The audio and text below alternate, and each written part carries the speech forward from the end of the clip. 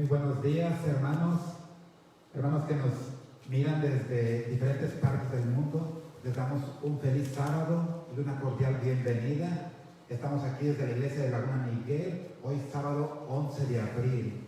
El tema de hoy se titula ¿Quién es Jesús? La lectura bíblica se encuentra en el libro de San Mateo, capítulo 16 y versículos 13 al 16. Leo, dice: viniendo Jesús a la región de Cesarea de Filipo, preguntó a sus discípulos diciendo: ¿quién dicen los hombres que es el Hijo del Hombre? Ellos dijeron: unos Juan el Bautista, otros Elías, y otros Jeremías o alguno de los profetas. Y él les dijo: ¿y a vosotros quién decís quién soy yo? Respondiendo Simón Pedro, dijo: tú eres el Cristo, el Hijo del Dios viviente. Amén. Esta mañana tendremos el tema, como lo hemos tenido sábado, con el pastor Marco Moreno. Vuelvo a repetir con el tema ¿quién es Jesús? Pero antes daremos inicio con dos cantos por el hermano Edgar. Una cordial bienvenida. Vamos a entonar el canto Promesa Dulce, este es nuestro primer canto. Cantemos.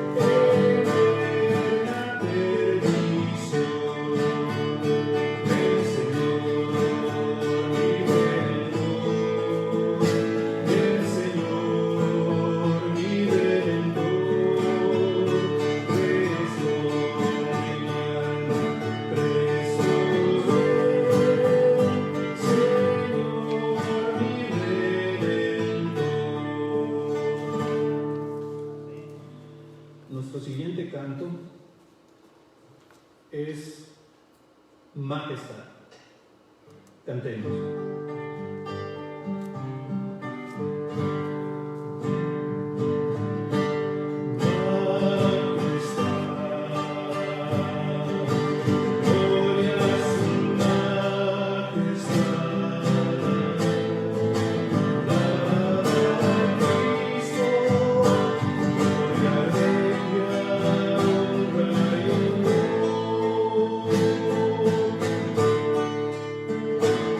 Thank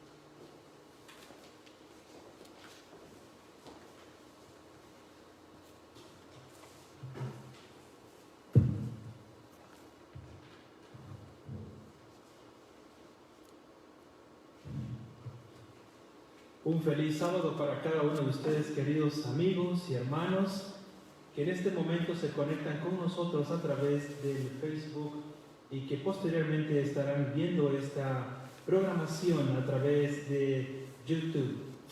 Quisiera invitarles, donde ustedes se encuentran esta mañana, por favor, inclinar su rostro y pedir la bendición de Dios.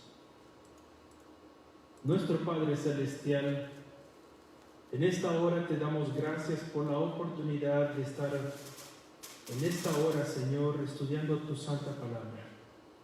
La palabra, Señor, que trae vida, que puede refrescar nuestros corazones, que puede limpiar nuestras almas de pecado y que puede darnos esperanza y seguridad frente al futuro. Bendice a cada uno de los que en esta mañana pueden conectarse y que verán este mensaje. Y, oh Señor, bendícenos, porque lo pedimos en el nombre de Jesús. Amén.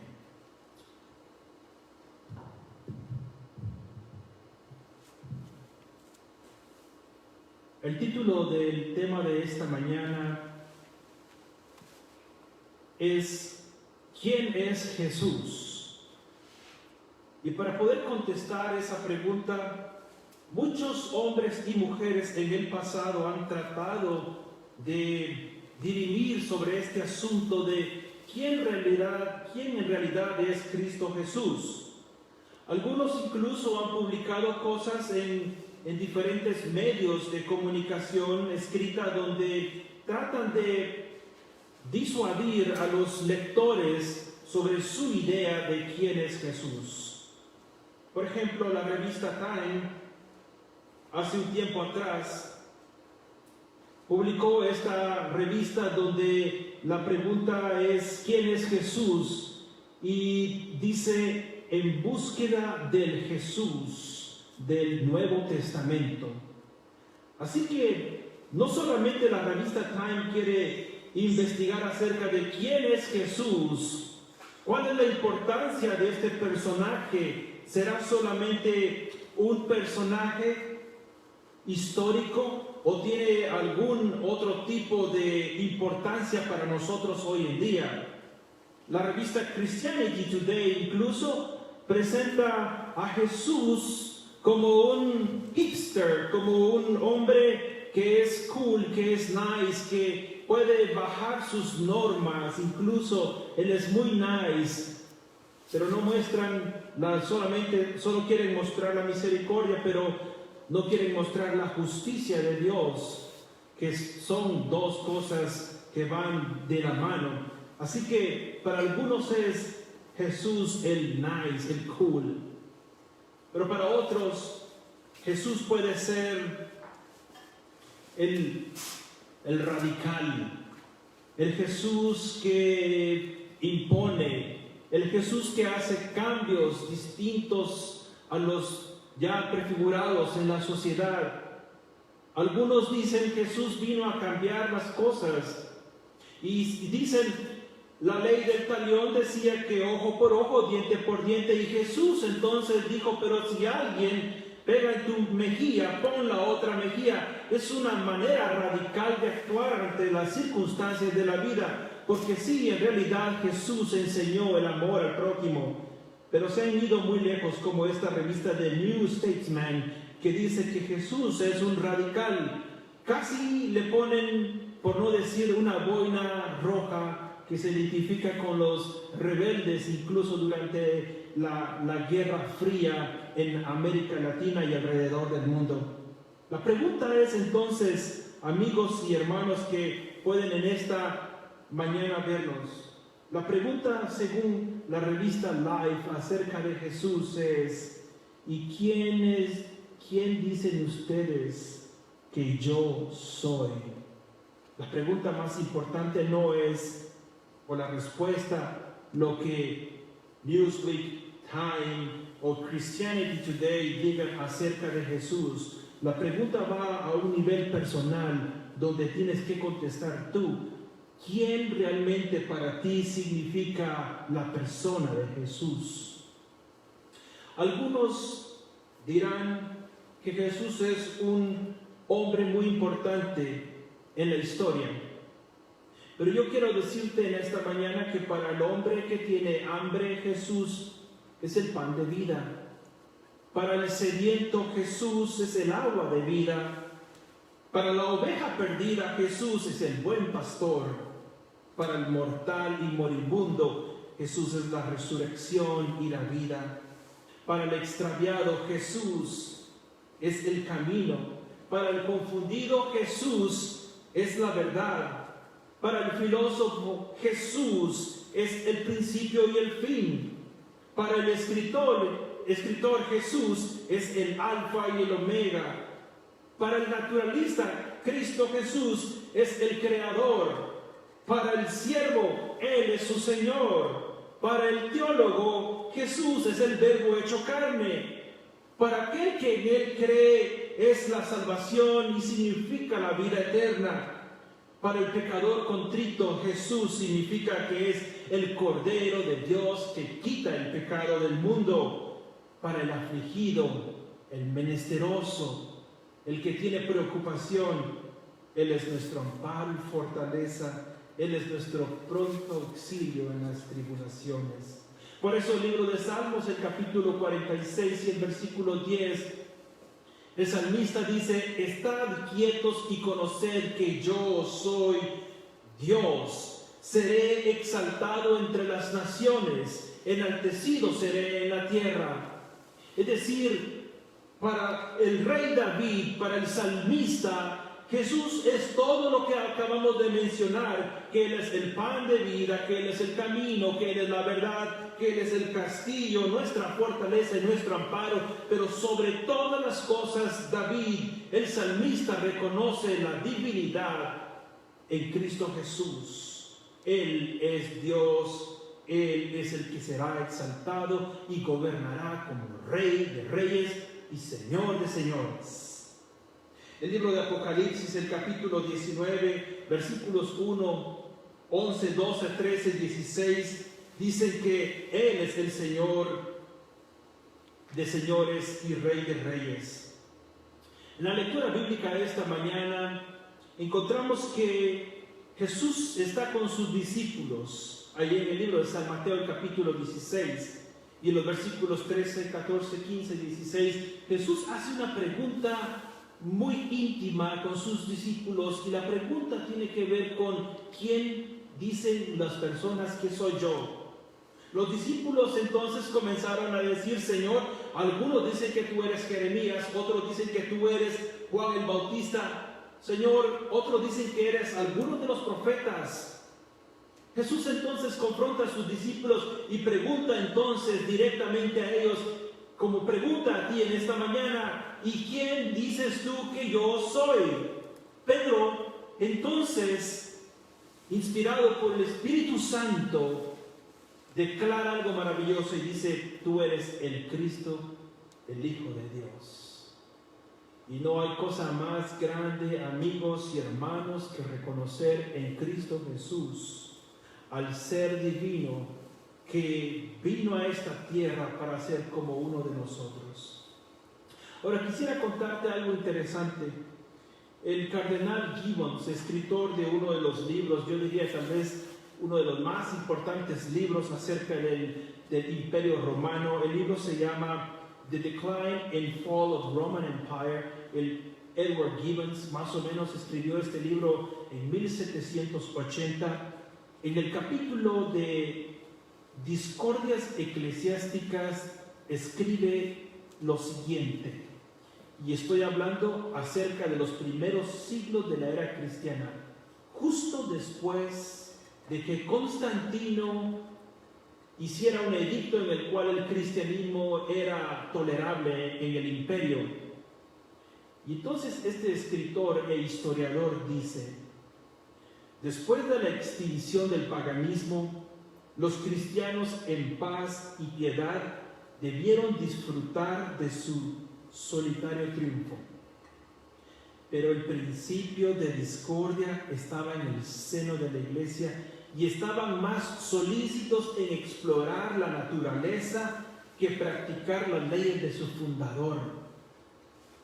Y él concluye diciendo: he observado que a las disputas sobre la Trinidad le siguió la de la encarnación, con escándalos en la iglesia perniciosos al Estado y duraderos en sus efectos.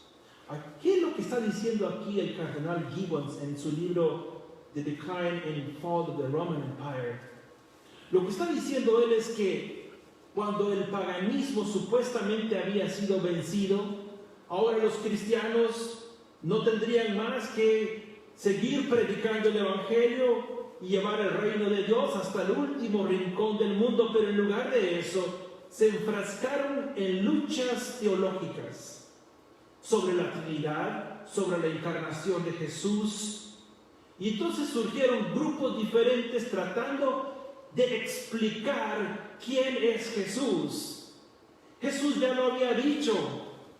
Él dijo que Él es uno con el Padre, dice en San Juan capítulo 17, como tú y yo uno somos, oh Padre, así quiero que la iglesia, Jesús dice, sean uno ellos, como tú y yo uno somos. Pero surgieron grupos, y entre estos grupos surgió un grupo llamado los ebionitas.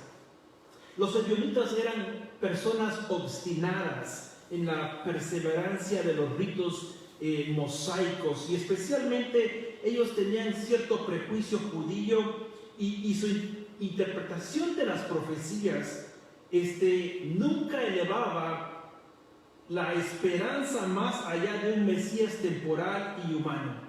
Es decir, para los ebionitas solamente era importante tener un Mesías que los pudiese liberar aquí y ahora, temporalmente. Negaban incluso que Jesús fuera Dios en carne humana. Es decir, los ebionitas empezaron a tomar la posición de que Jesús era solamente hombre. Creían que Jesús fue creado y que fue adoptado en el momento de su bautismo, pero incluso negaban su nacimiento virginal, aunque afirmaban definitivamente que sí había sido crucificado y que había resucitado. Además, este grupo en la historia llamado los ebionitas solamente aceptaba el libro de Mateo, y tú sabrás por qué. El capítulo 1 de Mateo describe la descendencia de Jesús en diferentes generaciones, mostrando su humanidad.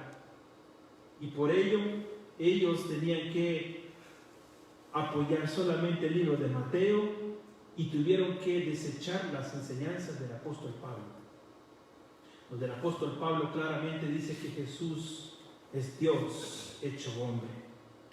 A esto se le suman otro grupo de hombres llamados los docetas. Estos decían, bueno, Jesús es Dios, pero no humano, sino solamente en apariencia. Así que en un extremo los ebionitas decían, bueno, creemos que Jesús es solamente hombre, pero los docetas decían, creemos que Jesús solamente es Dios, pero que en su cuerpo solamente fue un humano en apariencia solamente. Por si fuera poco esto, ya tenemos dos grupos en pugna acerca de la naturaleza de Jesús. Se agregan los gnósticos. El gnosticismo tiene un antagonismo entre lo espiritual y la carne. Así que según los gnósticos hay que liberar el espíritu de la carne para que este espíritu se pueda unir con el Espíritu Supremo. Así que de esta manera los gnósticos también agregaron un poquito más a la controversia. Llegaron incluso los gnósticos a decir que Cristo Jesús en la cruz no murió, sino que fue un cambio de cuerpo con el de Simón de Cirene, el que llevó su cruz. A ese punto llegaron. En la pregunta todavía, los primeros 4 siglos de la era cristiana, sigue resonando en la mente de los cristianos. ¿Quién es Jesús? Para los ebionitas, para los docetas, para los gnósticos, Jesús era una persona completamente diferente de lo que los evangelios muestran. Por ahí apareció también un hombre llamado Apolinario. Este era un obispo en la iglesia de la Odisea. Y también él tenía ciertas ideas un poco extrañas acerca de la naturaleza de Jesús. Pero yo quiero decirte que no podemos obviar, no podemos olvidar que Jesús es hombre y que Jesús es Dios hecho hombre. De hecho, en el Antiguo Testamento y en el Nuevo Testamento ocurre que más de 80 veces se utiliza la frase el Hijo del Hombre. Y este título es mesiánico e identifica a Jesús, al Mesías, con su humanidad. Ahora, el libro de Hebreos capítulo 2, versículo 14, 15 hasta el 18, si tienes tu Biblia a la mano puedes buscarlo. Dice el apóstol Pablo en Hebreos capítulo 2, 14 en adelante: por tanto, puesto que los hijos han participado de carne y de sangre, escucha esto, de igual manera, él participó también de lo mismo para destruir por medio de la muerte al que tenía al dominio sobre la muerte, es decir, al diablo. Versículo 15. Y para librar a los que por el temor de la muerte estaban toda la vida condenados a esclavitud. Así que primer cosa que Cristo Jesús hace, primer cosa maravillosa que encuentro acerca de la naturaleza de Jesús, es que Él es humano y que puede identificarse con los niños, con los adultos, con los ancianos. Él conoce sus preocupaciones, conoce sus retos, pero Él lo hizo para destruir al diablo y sus obras y para liberar a aquellos que han sido esclavos del pecado. Continúa diciendo el apóstol Pablo en el versículo 17 de Hebreos 2. Por tanto, era preciso que en todo fuese hecho semejante a sus hermanos, a fin de ser un sumo sacerdote misericordioso y fiel en el servicio delante de Dios, para expiar los pecados del pueblo, porque en cuanto Él mismo padeció siendo tentado, es poderoso para socorrer a los que son tentados. ¿Te encuentras tú en algún problema, alguna tentación difícil? ¿Has probado quizá miles de métodos? ¿Has probado una y otra vez solamente para lastimarte más, para caer y sentir que en realidad tu caso no tiene solución? Bueno, la Biblia dice que Jesús, Él puede entenderte, Él puede comprender tu situación, pero también es poderoso para socorrerte cuando estás en la tentación.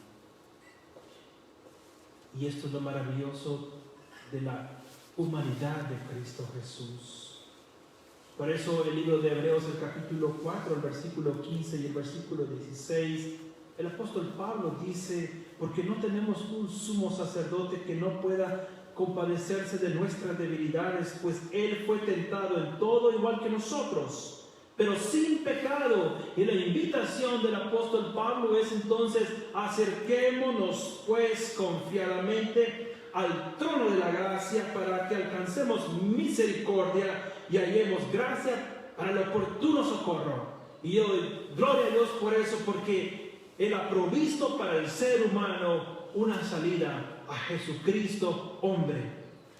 Pero quiero decirte algo interesante. El libro de Mensajes Selectos, en la página 290, hablando de Jesús, dice que Cristo no tomó la naturaleza humana en forma aparente. No, la tomó de verdad. En realidad, Él poseyó la naturaleza humana. Oh, hermanos, yo sé que para muchos de nosotros, de hecho la Biblia dice que la encarnación de la segunda persona de la Trinidad es un misterio, no lo podemos comprender, pero a medida que pasen los siglos en el cielo, conoceremos más acerca de Cristo Jesús y de lo que Él tuvo que dejar, y más conoceremos. Así como somos conocidos, dice el apóstol Pablo, conoceremos más y más de Jesús, y más le amaremos al saber cuánto Él hizo por nosotros. Por eso el apóstol Pablo en el libro de Colosenses, inspirado por el Espíritu Santo, dijo: el misterio de Dios que había estado oculto desde los siglos y las edades, pero que ahora ha sido manifestado a sus santos. Es un misterio desde la eternidad, pero ese misterio fue revelado en la persona de Cristo Jesús. El Verbo que se hizo carne, dice San Juan, el capítulo 1 y el versículo 14. De hecho, se utiliza en San Juan 3:16, se habla de Jesús como el monogenes, el único en su género, en su clase. No hay nadie más en todo el universo como Jesús, que tiene la naturaleza humana, pero también la naturaleza divina. Ahora, el título Hijo de Dios también es un título mesiánico que se aplica e identifica a Jesús como un ser divino, poderoso, preexistente, uno con el Padre y con el Espíritu Santo. Juan el capítulo 1 y el versículo 1 dice que en el principio era el Verbo, y el Verbo era Dios, era con Dios, y el Verbo era Dios. Salmos 92 dice la inspiración: antes que naciesen los montes y formases la tierra y el mundo, desde la eternidad hasta la eternidad tú eres Dios. ¿Cuándo comienza la eternidad y cuándo termina la eternidad? No lo sé. Lo que quiero decir es que Jesús es el principio de todo cuanto existe, que por su palabra, por su poder, todo se mantiene. Oh, querido amigo y hermano, el sol que tú puedes ver cada mañana al despertar, la luna que está en la noche mientras tú la puedes ver alumbrando los campos, las ciudades, esos dos inmensos astros en el cielo, Jesús los creó. Él ha creado los átomos, ha creado las células de tu cuerpo y te conoce mejor de lo que tú te conoces a ti mismo. Dice la Biblia que Jesús conoce, Dios conoce cuántos cabellos hay en nuestra cabeza. Yo no sé cuántos cabellos tengo, pero Él sí lo sabe. Me conoce mejor de lo que yo me conozco a mí mismo. Y por eso Él es Dios eterno. Él siempre estará con nosotros. El libro de Miqueas, el capítulo 5 y el versículo 2 es un versículo que normalmente citamos cuando hablamos del momento cuando Jesús habría de nacer y en qué lugar.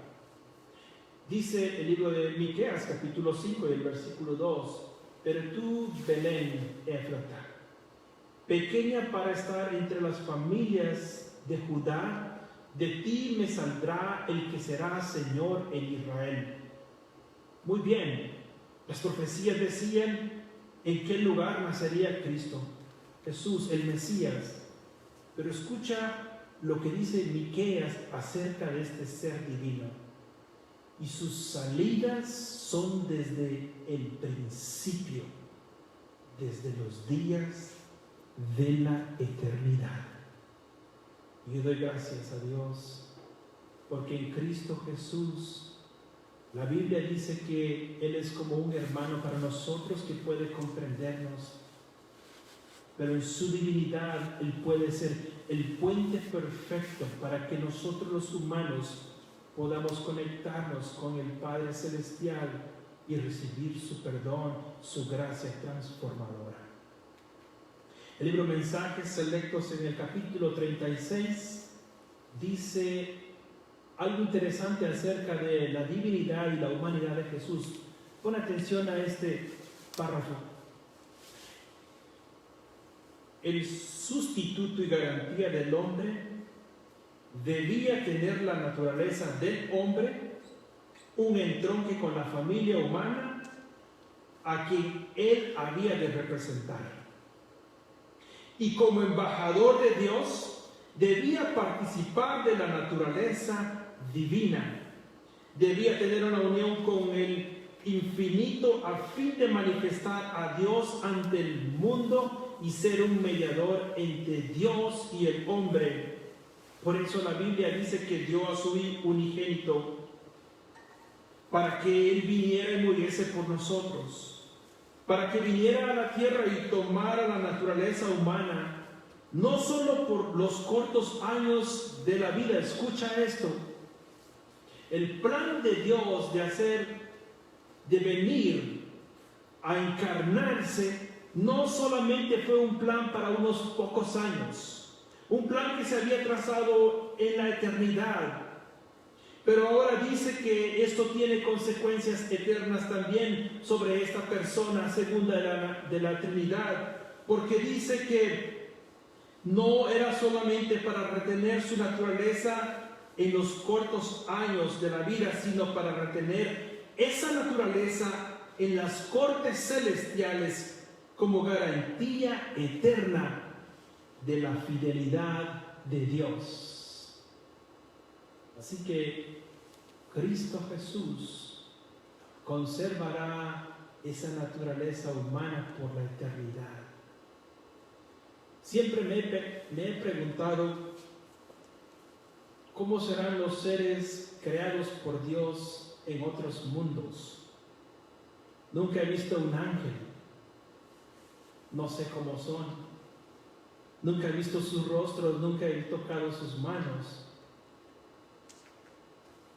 Pero me llena de alegría y satisfacción y de amor por Jesús al saber que, aunque hayan otros seres creados en su maravillosa creación en todo el universo, se parecen más a nosotros los que vivimos en este pequeño planeta en el universo.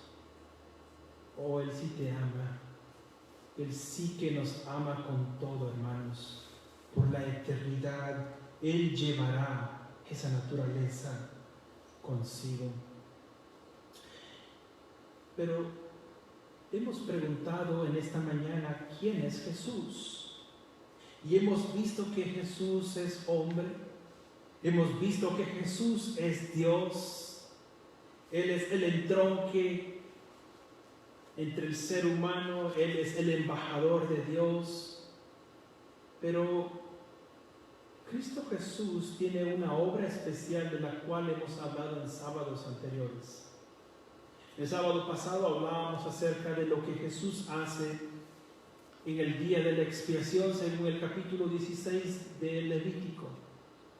Y estudiamos acerca de lo que las profecías hablaban del Mesías.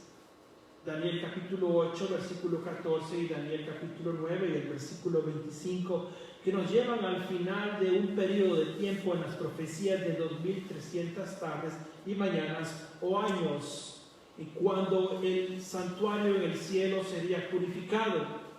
Y a partir de ese momento Cristo Jesús comenzaría su obra en el santuario celestial, en el departamento del lugar santísimo, siempre intercediendo, pero ahora comenzaba el juicio en el cielo. Pero antes de que Cristo Jesús termine su obra en el cielo, tiene que haber un sellamiento en el pueblo de Dios. Te invito a que abras tu Biblia en el libro de Apocalipsis, el capítulo 7, versículos 2 y 3. Apocalipsis capítulo 7, versículos 2 y 3. Dice el libro de Apocalipsis: vi también a otro ángel que subía de donde sale el sol y tenía el sello del Dios vivo. Y clamó a gran voz a los 4 ángeles, a quienes se les había dado el poder de hacer daño a la tierra y al mar, diciendo, versículo 3, no hagáis daño a la tierra ni a la mar, ni a los árboles, hasta que hayamos sellado en sus frentes a los siervos de nuestro Dios. Ahora el libro de Hebreos capítulo 9, capítulo 5, habla de que Cristo Jesús es el gran sumo sacerdote que está trabajando en el cielo en favor de su pueblo. Él está recibiendo nuestras oraciones, intercede por nosotros, presenta su sangre y se presenta a Él como sumo sacerdote ante el Padre para expiar nuestros pecados. Ahora, miren lo que dice en una carta que Elena G. White escribió en el año de 1895. Tú la puedes buscar como la carta número 25, la sección A dice: la felicidad está compuesta de pequeñas y grandes cosas. Si queremos llegar a ser como Cristo y recibir un carácter semejante al suyo, en las cosas pequeñas debemos ejercitar el alma a la santificación diaria y progresiva. Así que Cristo Jesús en el cielo se encuentra intercediendo, y por su gracia y su Espíritu Santo, tú y yo aquí en la tierra somos santificados, transformados por su poder día a día, es decir, una obra progresiva. Dios quiere hacer de ti una obra de arte, algo maravilloso, como el barro que se toma del suelo, se moja y entonces se le empieza a dar una forma. Cristo Jesús desea que tú reflejes también el carácter de Dios en tu vida. Continúa diciendo esta carta: no tenemos tiempo que perder.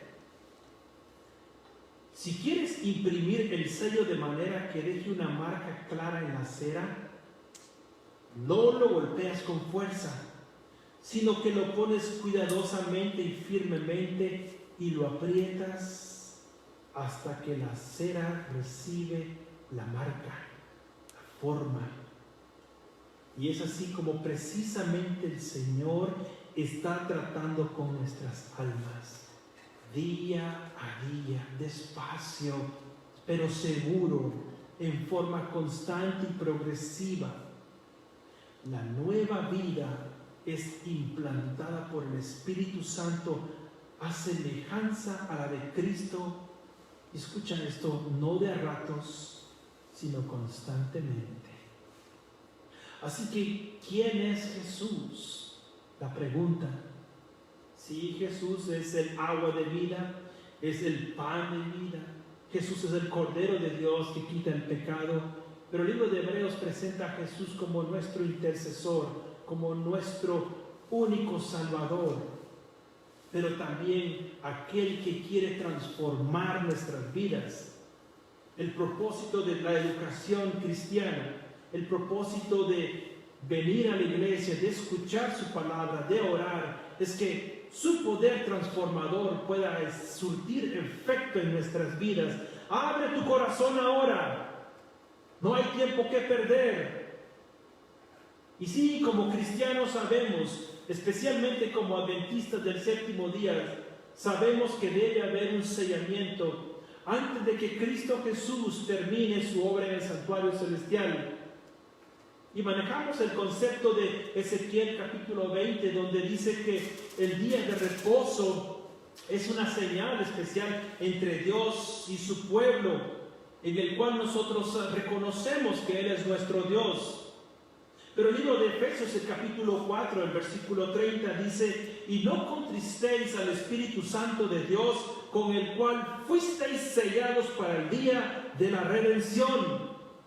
El proceso del sellamiento es progresivo, es despacio, es una vida de santificación por el poder del Espíritu Santo.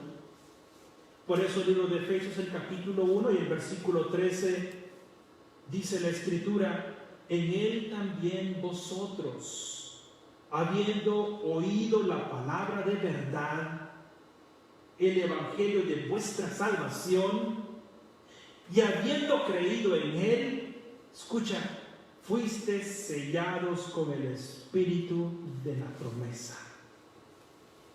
Así que el sellamiento es un proceso. No ocurre solamente en un día, en un punto estático en el tiempo. Es un proceso en el cual Cristo Jesús, a través de su Santo Espíritu, trabaja en la vida de aquellos que le han aceptado. Él provee vestiduras blancas que son la justificación, la justicia de Dios imputada en nosotros. Pero entonces ahora Él nos da el poder para continuar venciendo el pecado. Un día Cristo Jesús en el santuario celestial terminará esta obra maravillosa en el lugar santísimo.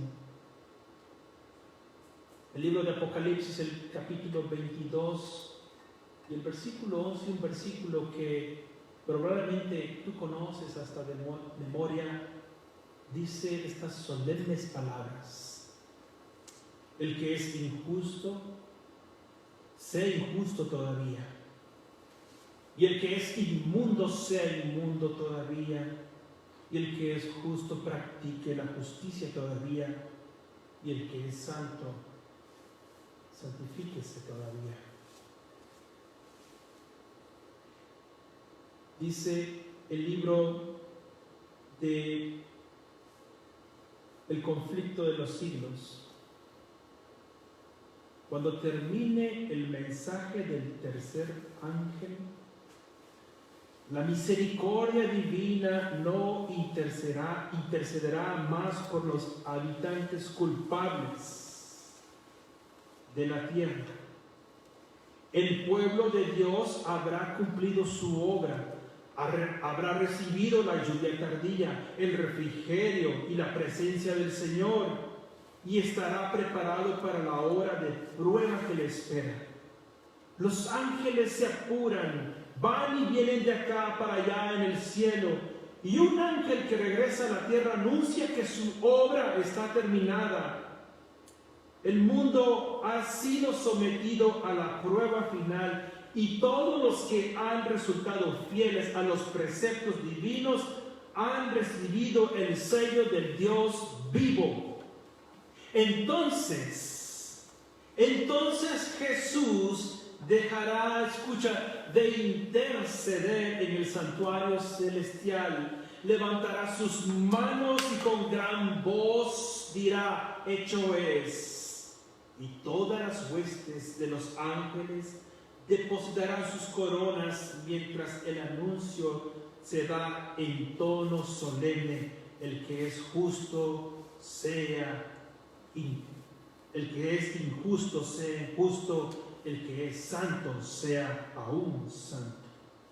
Oh querido amigo y hermano, para este tiempo cada caso habrá sido fallado para vida o para muerte. Cristo ha hecho propiciación por su pueblo y borrado sus pecados. El número de sus súbditos ya está completo. El reino y señorío y la majestad de los reinos debajo de todo el cielo van a ser dados a los herederos de la salvación, y Jesús va a reinar como Rey de Reyes y como Señor de Señores. Cuando Él abandone el santuario celestial, las tinieblas envolverán a los habitantes de la tierra, y durante este tiempo terrible los justos deben vivir sin intercesor a la vista del Santo Dios. ¿Quién es Jesús? Es tu intercesor, es tu Salvador, es tu Señor. Si me amáis, dice amablemente Él, en forma de invitación: si tú me amas, guarda mis mandamientos. Tú te preguntas quizás en esta hora las cosas que ocurren en nuestro planeta hoy en día, en nuestro mundo, economías colapsando, gente muriendo en el hospital por esta terrible enfermedad. Se estima en 1.5 millones de personas los que han muerto alrededor del mundo y siguen enfermándose personas, contagiándose. Oh hermano querido y hermana, el tiempo del fin no es que está cerca. Vivimos en el tiempo del fin. No pospongas tu decisión de recibir el Espíritu Santo de Dios. No pospongas la decisión de recibir aquel que alguna vez preguntaron: ¿y quién eres tú? O cuando Jesús preguntó: ¿quién dicen que yo soy los demás? Tú sabes quién es Él. Él es Jesús, el Mesías, el Hijo de Dios. Y en esta mañana yo quiero decirte en el nombre de Jesús que en tu vida puede haber prosperidad.